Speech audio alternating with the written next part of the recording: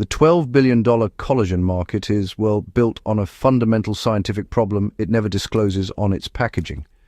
Collagen molecules are simply too large to penetrate the outer layer of your skin when applied topically. When you look closer, there's a basic issue at the molecular level that the industry rarely talks about. Collagen just can't make it through the skin's protective barrier, no matter how much you spend or, what the label promises. Oral collagen supplements are broken into amino acids during digestion. Amino acids your body sends wherever it needs protein, not specifically to your face. The industry is selling external collagen as a solution to a problem that actually requires internal stimulation, and interestingly, the 5 plants that really provide that stimulation grow in gardens across 4 continents for free. Welcome back to Garden Guru. Before we get into these 5 plants, I want to say something honestly. I run a small rescue for injured dogs, animals that were left behind, hurt, and with nowhere else to go. Some arrived weak, some couldn't even stand, and caring for them takes more than I can manage alone.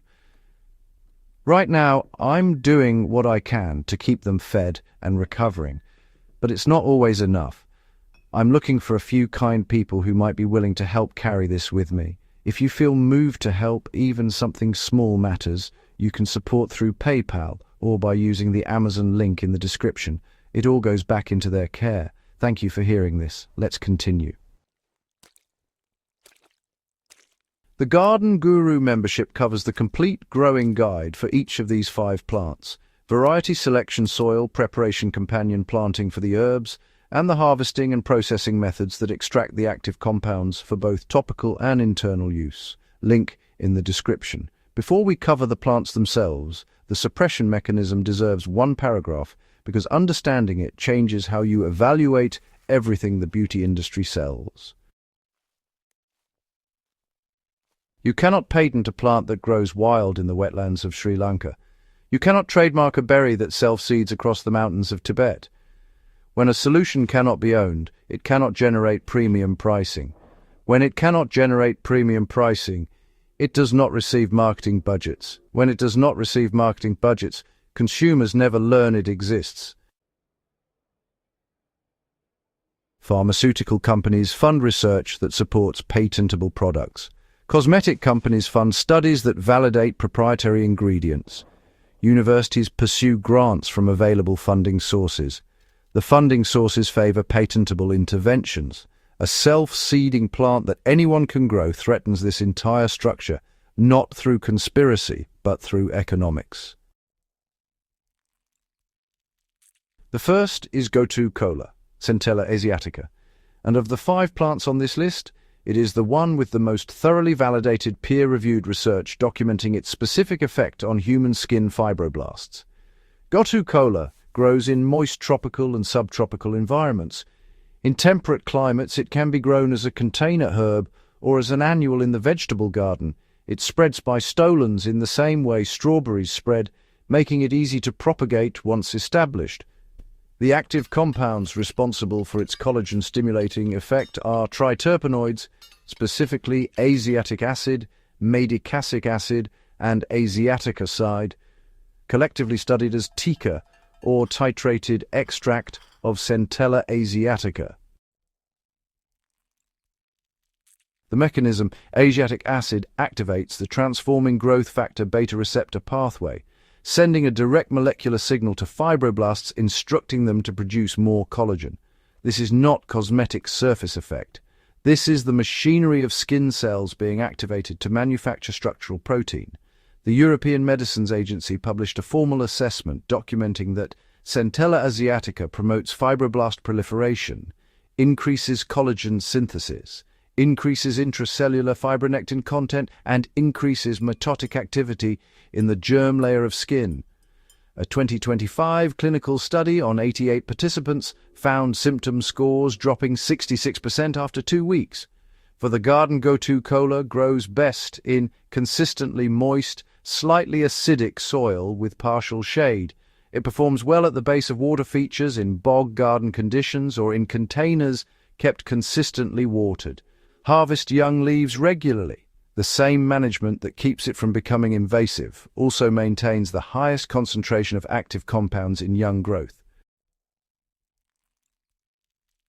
The second is sea buckthorn, rhamnoids, a thorny deciduous shrub that produces bright orange berries with a compound profile unlike any other plant in this category.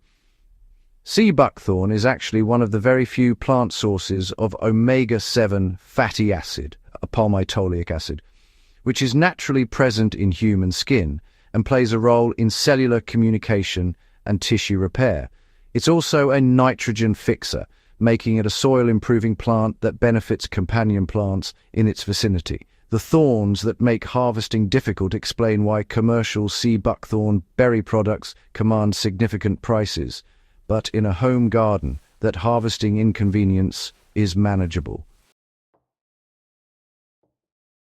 The 2022 research in the journal Antioxidants documented that sea buckthorn proanthocyanidins promoted type 1 collagen synthesis through the TGF-beta pathway while simultaneously inhibiting collagen degradation by regulating matrix metalloproteinases. A second study showed that the extract restored collagen production in senescent fibroblasts, essentially rejuvenating the manufacturing output of aging skin cells to levels comparable to before senescence. For the garden, sea buckthorn is cold hardy to -40 degrees Fahrenheit, thrives in poor sandy or gravelly soil, tolerates drought once established, and fixes atmospheric nitrogen through root symbiosis. It requires both male and female plants for berry production. 1 male per 6 to 8 females is the standard ratio. It makes an excellent windbreak or property boundary hedge that simultaneously produces medicine, improves soil, and provides wildlife habitat. The third is horsetail, Equisetum arvens, the most ancient plant on this list and the one that most clearly demonstrates how economic invisibility works against genuinely valuable botanical medicine. Horsetail is one of the oldest living plant species on Earth, appearing over 350 million years ago. It grows in ditches and wetlands across temperate regions worldwide and contains up to 25% silica by dry weight, the highest concentration in any plant. Most gardeners spend money and effort trying to eliminate it from their beds. Silicon is required for prolyl hydroxylase, the enzyme that hydroxylates proline residues in procollagen, a critical step without which the collagen triple helix cannot form properly. As humans age, silicon levels in the body decrease. This decline correlates with decreased collagen production. A plant with the highest known plant concentration of this essential mineral growing as a weed in most temperate gardens is not receiving a marketing budget because, well, nobody can sell what grows everywhere for free. Horsetail spreads aggressively through underground rhizomes, and honestly, it's quite difficult to eradicate once it's established. So if you want to grow it, make sure you do so deliberately in a contained bed with solid root barriers. Really the same containment you'd use for mint. You'll want to harvest the green vegetative shoots in spring and early summer when the silica concentration is at its highest. After harvesting, simply dry them and make into tea or prepare as a tincture. Just remember, the plant's silica content is most effectively extracted by simmering rather than with a simple cold infusion. Now the fourth plant is Amla, Emblica officinalis, and its relationship with collagen synthesis runs through the single most important cofactor for collagen production in the human body. Vitamin C is not optional for collagen synthesis. It's the required cofactor for prolyl hydroxylase and lysyl hydroxylase. Those are the enzymes that stabilize the collagen framework. Without adequate vitamin C, collagen production fails biochemically. Amla contains roughly 20 times more vitamin C than an orange, and the vitamin C it offers is actually more bioavailable than synthetic ascorbic acid, because the whole fruit matrix includes bioflavonoids that enhance absorption and utilization. In 2008, Japanese research published in the Journal of Ethnopharmacology showed that Amla extract dramatically decreased MMP1, the primary collagen-degrading enzyme, while increasing TIMP1, the inhibitor that blocks matrix metalloproteinases. At the same time, it stimulated procollagen production, so less destruction of existing collagen and more production of new collagen, all from the same extract. For the garden, Amla is a subtropical tree, hardy to about USDA zone 9 if you're growing it in the ground, but it can also be grown as a large container specimen in colder climates, brought under cover before frost. It usually starts producing in its second to third year from seed, or more quickly if you start with a grafted nursery specimen. The fruits are harvested in autumn. The taste is intensely sour and bitter. It's most effective when consumed as a dried powder added to smoothies, as fresh juice diluted with water, or as the traditional Indian preparation in honey. The fifth plant is hibiscus, Hibiscus sabdarifera specifically, and the 60% increase in collagen synthesis that peer-reviewed research documented from hibiscus extract on skin cells is, honestly, the number that earned it the nickname the Botox plant. That nickname isn't just marketing. It refers to the compound myricetin, a flavonoid present in high concentrations in hibiscus, which simultaneously inhibits collagenase, the enzyme that destroys collagen, and elastase, which destroys elastin, the protein responsible for your skin's snapback quality. So one compound protects two primary structural proteins from enzymatic degradation at the same time, while additional mechanisms actually promote new collagen synthesis. Hibiscus also contains natural alpha-hydroxy acids that gently exfoliate and support the penetration and effectiveness of other beneficial compounds. The whole plant provides multiple mechanisms of action rather than just one isolated, active ingredient.